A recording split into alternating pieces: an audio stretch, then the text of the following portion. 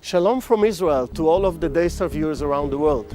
I'm Moshe Bar Tzvi, the producer and founder of Israel Now News. We at Israel Now News are dedicated to bringing you the full story and the truth about Israel from Israel. It's written in the Holy Bible when David said in Psalm 25:5, "Lead me in your truth and teach me, for you are the God of my salvation. For you I wait all the day long." And God says in Zechariah 8:16, "These are the things that you shall do. Speak out the truth to one another. Judge with truth and judgment to peace in your gates. And always search for the truth, and the truth shall set you free." John 8:31. I hope you enjoyed the program. God bless you from Jerusalem. Shalom, shalom.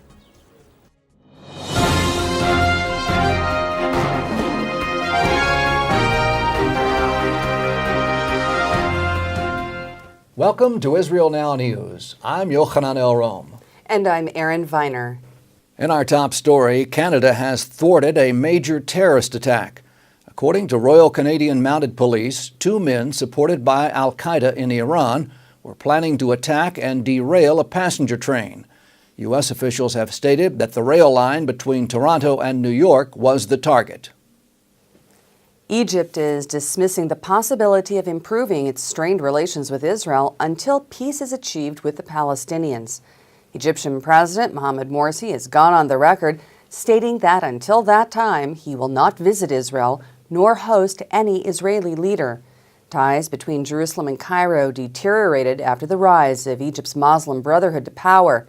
During the revolt that led to the fall of former Egyptian President Hosni Mubarak, the Israeli embassy in Cairo was besieged by protesters, forcing the evacuation of the ambassador and staff to safety.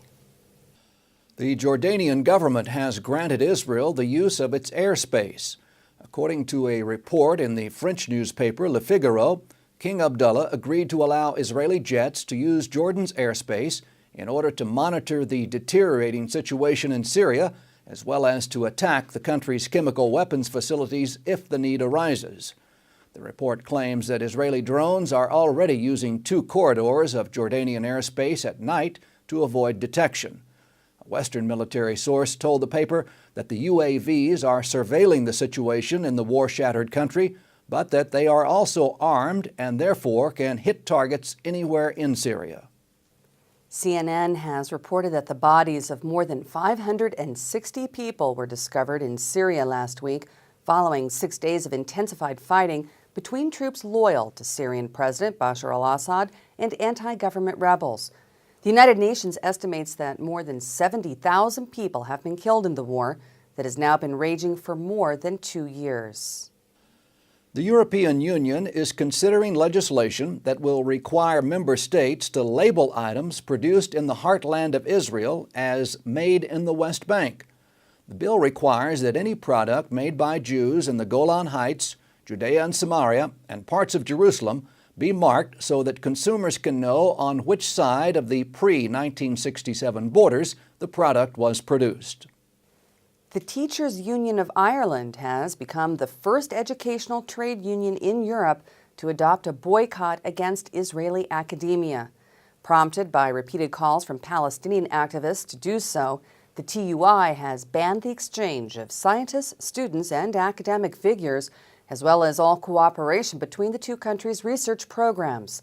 The measure is also calling on the Irish Congress of Trade Unions to step up its own campaign for the BDS, or Boycott, Divestment, and Sanctions, against what it refers to as the apartheid state of Israel, until it lifts its illegal siege of Gaza and ends its illegal occupation of the West Bank.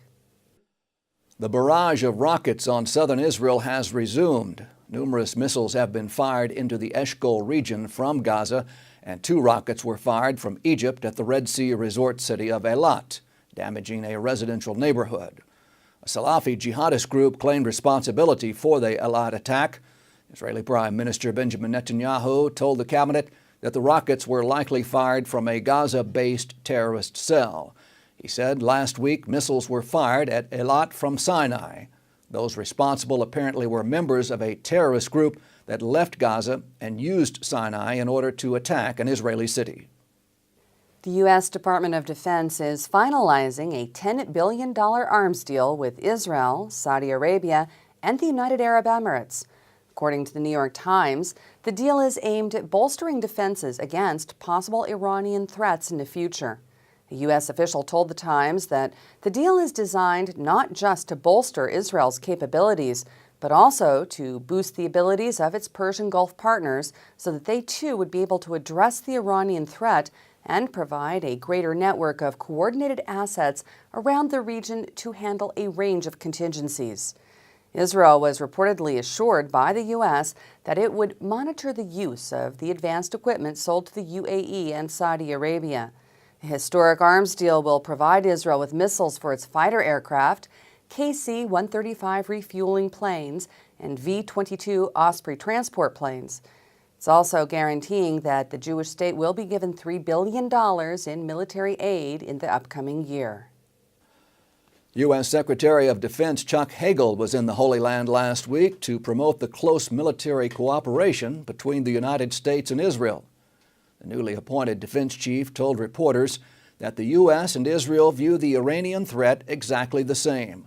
He said that there is no daylight between Jerusalem and Washington in preventing Iran from acquiring a nuclear weapon.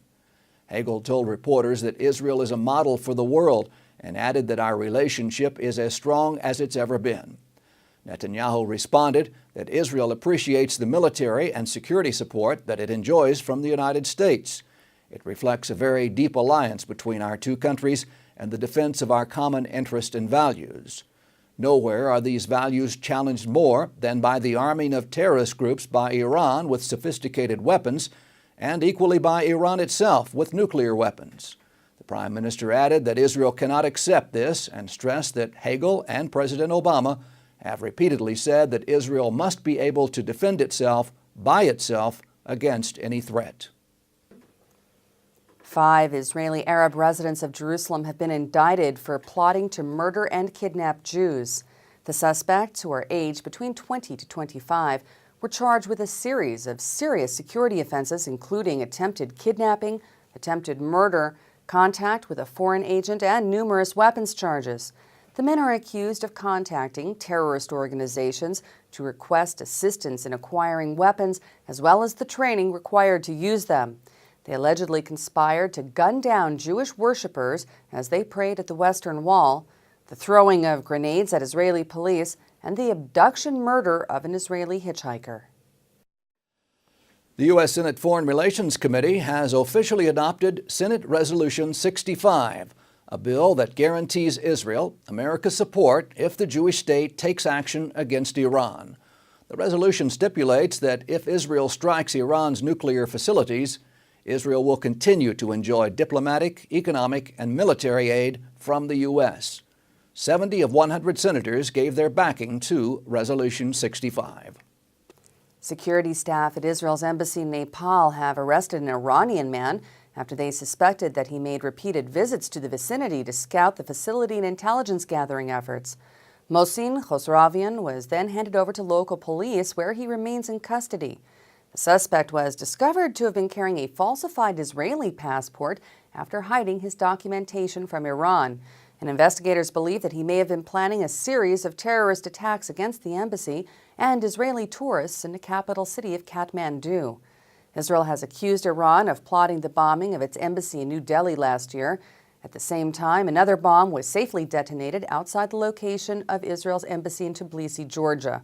Also in 2012, Turkish police say they exposed an Iranian espionage cell, and another Iranian national was deported from India for spying on several sites known to be gathering points for Jews and Israeli citizens. Prime Minister Benjamin Netanyahu expressed Israel's condolences following the terrorist bombing in Boston. He said a day of happiness in Boston turned into one of tragedy and fear. We send our condolences to the President, the American people, and the families of the victims. Israel stands shoulder to shoulder with the American people. Israel's President Shimon Peres said that in the name of the Israeli nation and the Jewish people, I wish to express our condolences to all the families who suffered losses and wish a speedy recovery to the injured. At times like this, we are all one family. We feel with those families who have paid such a high price. Terror is a major problem today. Terrorism is not a policy by governments, but a threat that causes fear and divisiveness and destroys innocent people. In the aftermath of the terror attacks in Boston, doctors from Massachusetts General Hospital are praising Israeli medical teams who trained them 2 years ago. A team of Israeli first responders taught the hospital staff important techniques in removing shrapnel from wounds, how to swiftly dispatch the wounded to local hospitals for treatment, and how to prioritize care provided by the facility's emergency rooms. The 19th Israeli Knesset has opened for its summer session. Elected officials were sworn in at the ceremony, where they pledged allegiance to the state and its laws. This is Israel's most diversified cabinet to date, consisting of 13 Arab and Druze citizens, 27 women, and 38 religious members. The first order of business for the newly formed government is consideration of critical financial cuts in an effort to pass an improved state budget.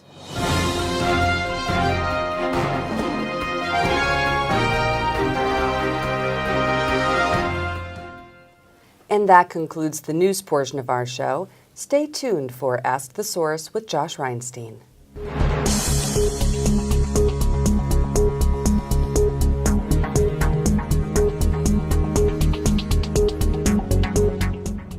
Hello and welcome to Ask the Source. I'm your host, Josh Reinstein, and we're here on a beautiful day in Jerusalem on our rooftop studio.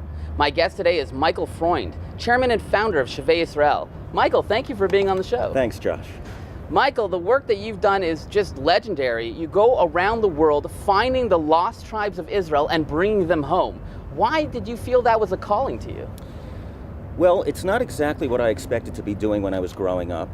But as we know, sometimes man plans and God plans otherwise. And about 15 years ago, when I was working for Prime Minister Netanyahu during his first term of office, we received a letter from a community, the Bnei Menashe, the children of Manasseh, in the far reaches of northeastern India. They claimed to be descendants of one of the 10 lost tribes of Israel, and they were pleading after 2,700 years to be allowed to come back to Zion.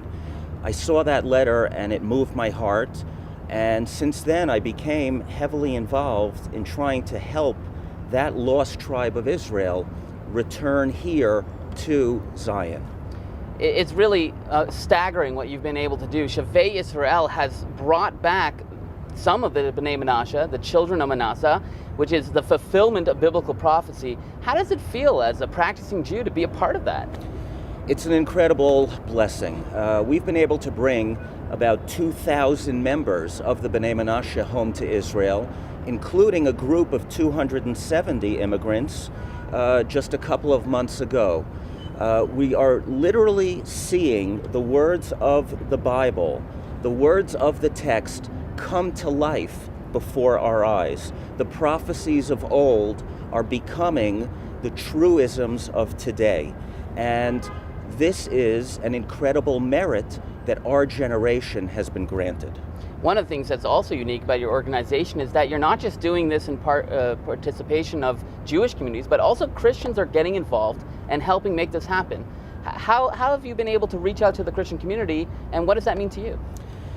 It means a lot. It means a great deal to me that a growing number of Christians are partnering in this important work of helping to restore the lost tribes of Israel back to Zion. Because that too was foretold by the prophets.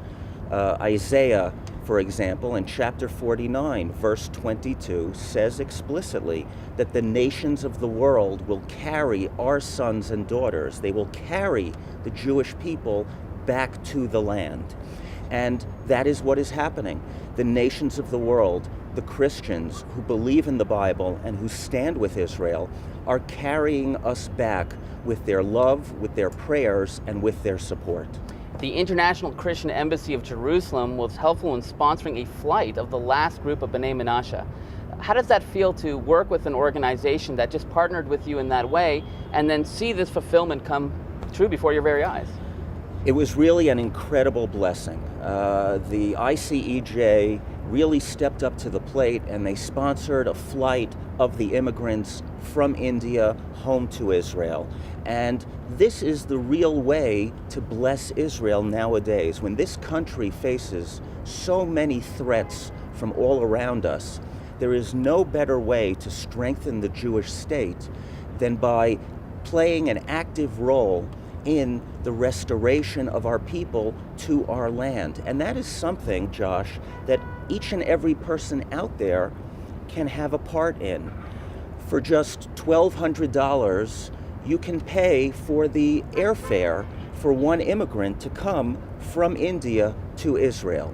For just $1,800, you can cover the costs of absorbing that new immigrant here in the Jewish state. And even smaller amounts can help to cover costs, such as buying someone luggage to transport their items, to get them a passport, a visa, things of that sort. We all can, if we pull together, we all can bring this miracle about. There are about 2,000 B'nai Menashe here in Israel, but there are still over 7,000 in India. What is your organization doing to bring the rest of the children back home? For about 5 years, from 2007 until last year, the Aliyah had been frozen. Just last year, we were able, thank God, to bring about its resumption, and we brought that initial group of the 270 here earlier this year. We now have permission to bring another 900 B'nai Menashe to Israel in 2013, and in the coming 5 to 6 years, we aim to bring all the remaining 7,000 B'nai Menashe Lost Tribe members here to Israel. Just miraculous. It's really a miracle. Someone of myself who made Aliyah from the United States and Canada to come and see this happening from all over the world is really the fulfillment of biblical prophecy. You yourself made Aliyah. How does this have an impact on you? It really underlines, it really reaffirms everything that I believe in, everything that I believe about the era in which we all live, that this is a very special time in history, that we are blessed to see the reestablishment of Jewish sovereignty, of a Jewish state here in the land after 2,000 years, and we are blessed to see the ingathering of the exiles from the four corners of the earth. And it is not just Judah, the Jews, such as you and myself, Josh, who are coming home. It is the Jews of Judah, but it is also the tribes of Israel. It is Manasseh and the others. Their ingathering is also beginning to take place, and that should serve as a source of comfort to all of us, because it means at the end of the day that God has not forgotten his promises to his people Israel, and that every word in that book that he gave us, every word of it is truth. Michael, there are literally tens of millions of people watching this show. What message do you have for our viewing audience? I know that many of you are already praying for Israel, and that Israel is in your hearts and in your thoughts. I would just ask that you add an extra little prayer, and that you plead with the Creator to put it into the hearts of Israel's decision makers to open the door for Aliyah of the lost tribes of Israel, and to facilitate their return here to Jerusalem. And in addition, that you consider partnering in this holy miracle, that you consider helping a lost tribe member to finally close the historical circle and return to the land of his ancestors, the land of Israel. Thank you, Michael, for being on the show. And thank you for tuning in to Ask the Source. I'm your host, Josh Reinstein. Now back to the studio.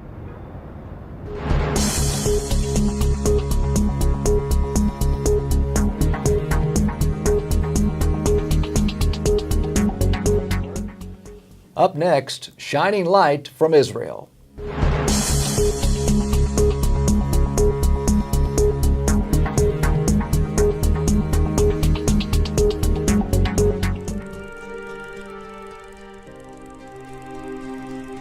This was maybe, I don't know, 70 years ago.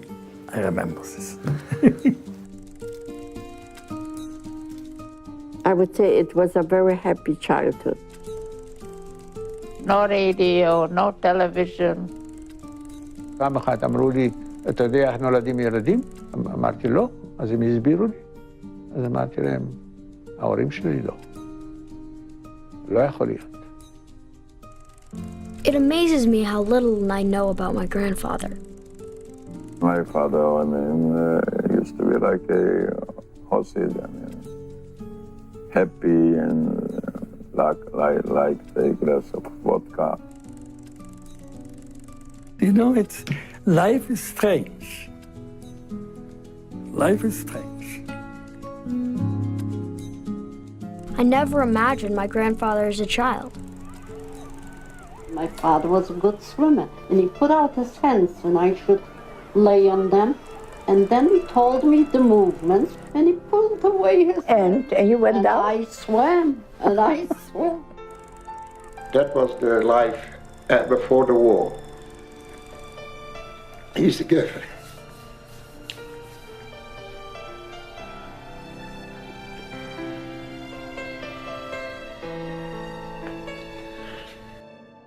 I don't know what would have happened to me if I'd grown up in Poland.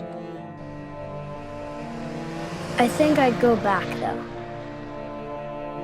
There must be someone or some place that you liked when you were a kid. And I was looking for the place we were living. I couldn't find it, except for one thing. That in our court we have had a well of water. So I was looking for the well, and finally discovered the well. Well, the only thing that wasn't burned was the water. So I sent down a bucket. My grandfather told me the older he gets, the more he thinks about what it was like to be a kid. And I drank the water. The people who went with me, they warned me not to drink, but I clearly drank. And that was the only taste of my childhood that remained alive. Which is funny, because all I want to do is get older. I'm grateful to be alive, that's it.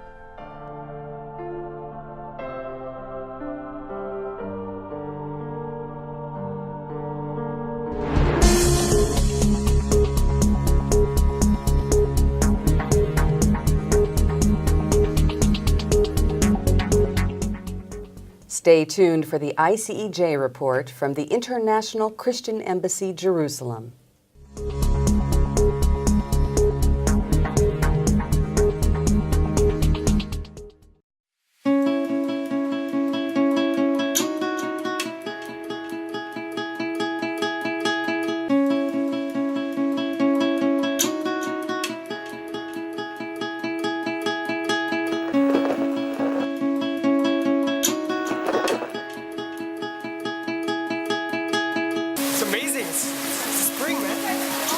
Told me I was talking in my sleep.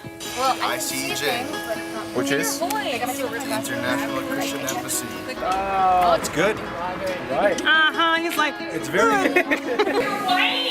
Shut up and think. Just knock it off. I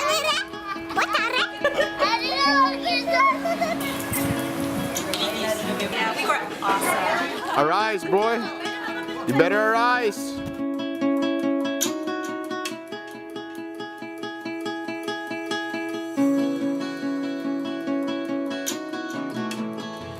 At the ICJ, in Arise, our motivation has been always to encourage the new generation, the young generation, to live their lives fully devoted for God, to teach them about the Bible, to show them how to live a truthful life in God, and then to encourage them to share it. Now we're walking in a very special place, which is the Mount of Beatitudes. Jesus held one of the most powerful sermons ever on this place where I'm walking right now. He actually said on how to live a life fully devoted to Him and to God. This was the igniter. It was the sparkle that set the fire for the church coming in the future to actually conquer the world and reach the people all over the place. I'm going to read you now a small piece of scripture from Matthew 5, verse 13. You are the salt on the earth. And verse 14 says, you are the light of the world. I think that is what we're called to be, the salt. We're the salt that through us something can grow. Without salt, nothing grows. And that we have to be the light. We have to set our standards so high that we're at the top so everyone can see us. So we're the light illuminating everyone else. I think that's where God has called us, the young generation, to be a light high up and to be a salt, then to make people grow and to make people grow towards God. We'd like to invite you to this year's edition of the Arise Summit Tour, which will take place from the 1st to the 11th of July. And coming to Israel is a very unique experience which will change your life forever. And right behind me you can see the area where Jesus lived. This is the home of Jesus. And in this area, he changed the lives of hundreds of thousands of people. And if you come to the Arise Summit Tour, you can do the same thing in your life. So don't hesitate. Sign up for this year's Summit Tour, which will take place from the 1st to the 11th of July.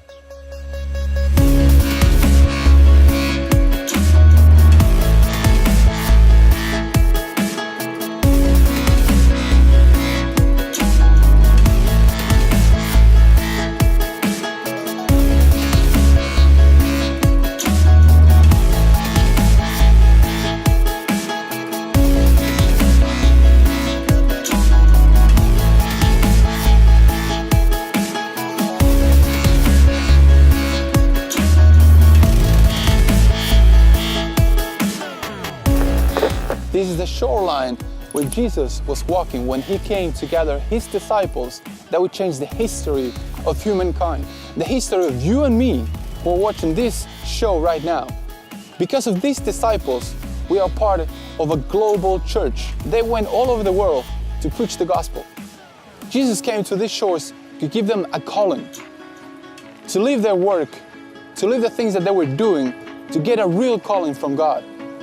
Maybe God is calling you to come to the Arise Summit Tour, to get reignited, to get connected again with your Creator, and to be a part of an international environment where you see people from all over the world and friends that will last forever. Come from the 1st to the 11th of July to change your life and to get connected with your Creator. See you in the beginning of July and get the swagger of Arise.